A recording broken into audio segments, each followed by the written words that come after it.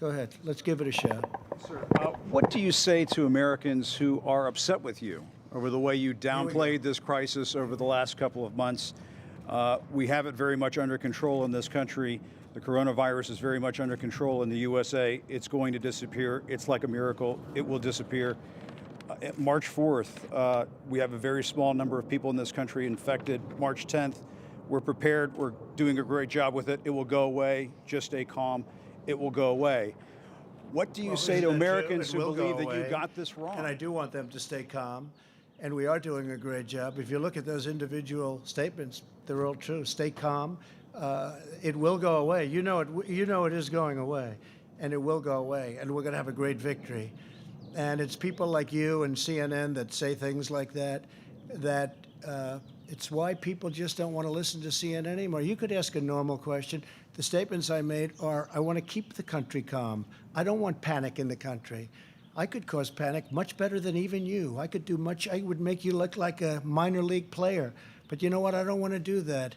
I want to have our country be calm and strong and fight and win. And it will go away. And it is incredible, the job that all of these people are doing, putting them all together, the job that they're doing. I am very proud of the job they're doing, that Mike Pence is doing, that the task force has done, that Honeywell and Procter & Gamble and Mike and all of these people have done. I'm very proud. It's almost a miracle, and it is, the way it's all come together. And instead of asking a nasty, snarky question like that, you should ask a real question. And other than that, I'm going to go to somebody else. Please, go ahead, please. You expressed some concern in the past that medical supplies were going out the back door and that perhaps some hospitals were doing things worse than hoarding. Well, I expressed what was told to me by a tremendous power in the business. He said that at a New York hospital. For a long period of time, he was giving 10,000, maybe maximum 20,000 masks over a short time. And all of a sudden, he's giving 300,000.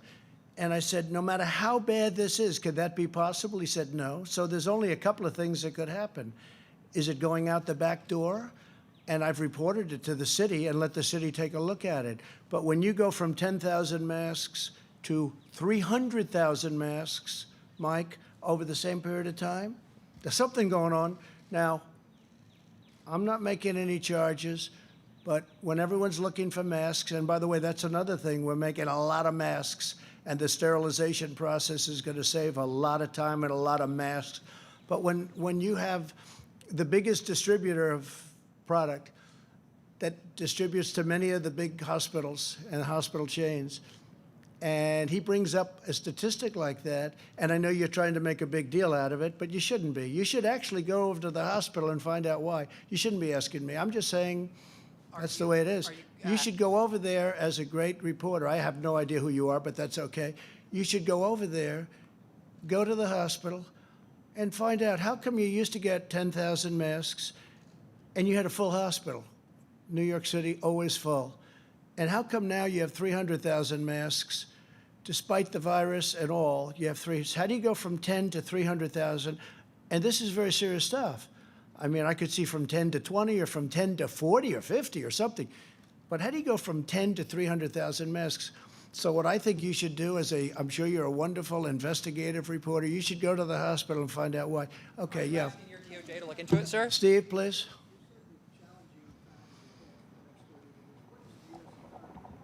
Well, it's so bad for the economy, but the economy is number 2 on my list. First, I want to save a lot of lives. We're going to get the economy back. I think the economy is going to come back very fast. Steve's just asking about the economy. What's it like? We basically shut down our country. And we did that in order to keep people separated, keep people apart. They're not working in offices. They're not in airplanes together. You know, we really shut it down. And, you know, 150, 151 other countries are pretty much shut down. But here we had the greatest economy in the world. We had the greatest economy in the history of our country. And I had to go from doing a great job for 3 years to shutting it down. But you know what? We're going to build it up, and we're going to build it up rapidly. And I think in the end, we'll be stronger for it. We learned a lot. We learned a lot. And I have to say, we've had great relationships with a lot of countries.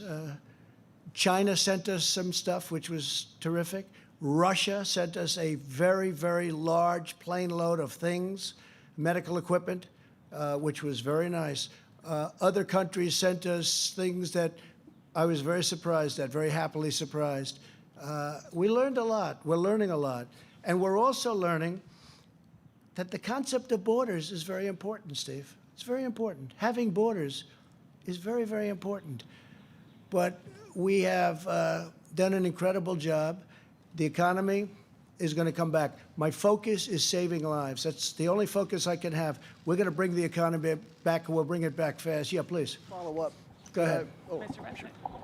Please. Thank you, Mr. President. You've said several times that the United States has ramped up testing. Just talk a little quicker or a little louder. Mr. President, you said several times that the United States has ramped up testing, but the United States is still not testing per capita as many people as other countries like South Korea. Why is that, and when do you think that that number will be on par with other countries? Yeah, well, and it's very much on par. Look, per capita, we have areas of country that's very hard. I know South Korea better than anybody. It's a very tight. Do you know how many people are in Seoul? Do you know how big the city of Seoul is? 38 million people. That's bigger than anything we have. 38 million people, all tightly wound together. We have vast farmlands. We have vast areas where they don't have much of a problem. In some cases, they have no problem whatsoever. We have done more tests. I didn't talk about per capita. We have done more tests by far than any country in the world, by far. Our testing is also better than any country in the world. And when you look at that, as simple as that looks, that's something that's a game changer. And every country wants that, every country. So rather than asking a question like that, you should congratulate the people that have done this testing, because this administration inherited a broken system, a system that was obsolete, a system that didn't work. It was okay for a tiny, small group of people, but once you got beyond that, it didn't work. We have built an incredible system to the fact where we have now done more tests than any other country in the world, and now the technology is really booming.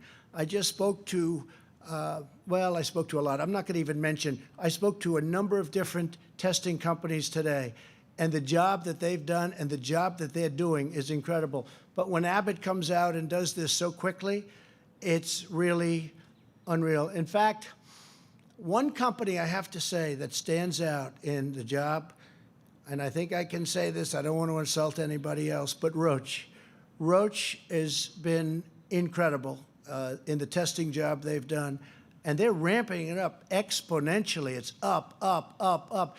And you should be saying congratulations instead of asking a really snarky question, because I know exactly what you mean by that.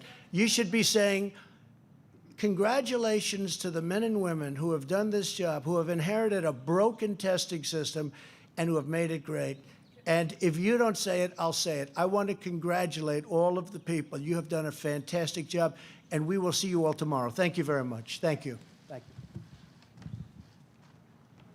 All right, so the President of the United States spending about almost an hour in the Rose Garden right now, updating us on the latest developments. And he started with an important statement saying that he believes the peak will be in another 2 weeks. Presumably then it will begin to go down. He says he's saving at least 1 million, maybe 2 million American lives by going ahead with these new restrictions, these social distancing guidelines, keeping them till the end of April.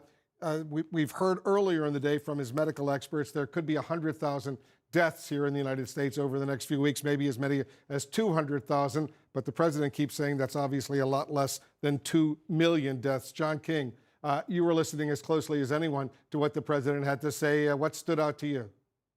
Well, the most important thing by far is the significant turnaround from the president on the policy wolf. The president now saying America is on lockdown at least through the month of April, possibly longer. He says his job is about saving lives, bringing the economy back will come after that. That is the most important thing by far that has happened at the White House in the last 24 hours. But yet again in that briefing, we see sometimes the president loves to have combat with reporters, especially when they ask questions about accountability. Jim Acosta asked him about his own words at the beginning of this, minimizing things. Mies Elsendorf tried to ask him again about the testing issues that we have across the country, and she asked a very fair question. South Korea has tested more of its citizens on a per capita basis. That is a fact. The president had his box at the White House today. He likes props, the new Abbott laboratory test. Let's hope it's a game changer. But even on that call with governors again today, a lot of governors said we don't have enough testing kits yet, or we don't have all the pieces of the kits yet to do what we need to do to figure out the scope of this virus in our states. So this is still an issue in the states. The president does not like questions about accountability. Two other quick things. He said at one point there, a month ago, nobody had heard of this. The first case in China was confirmed on January 7th. That's more than a month ago. The first case in the United States in Washington State was confirmed on January 21st, 2 weeks after the case in China. That is 10 weeks ago. That is not a month ago.